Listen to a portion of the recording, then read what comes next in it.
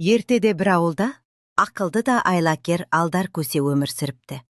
Ал сол ауылда өте бай, бірақ сараң әрі мақтаншақ бір бай бар екен.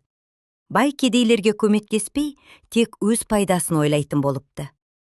Бір күні алдар көсе байдың үйіне келіп: «Байеке, сіздің ақылыңызға жұрт таңғалады» дейді.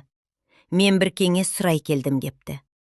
Мақтанған бай: «Айта бер, менен асқан ақылды бар ма?» дейді.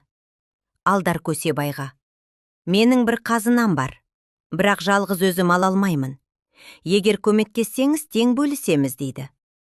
Байдың көзі жайнап кетіп, бірден келіседі. Алдар көсесе байды алыс жерге ертіп апарып, қазына осы жерде деп жер қаздырады.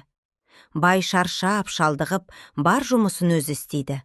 Алдар көсе болса: «Сабыр етіңіз, аз қалды» деп қояды. Соңында алдар көсе күліп: «Байеке, қазына еңбек пен адалдықта, ал сараңдық түбі ұятқа қалдырады» дейді де кетіп қалады. Бай болса алданғанын түсінеді.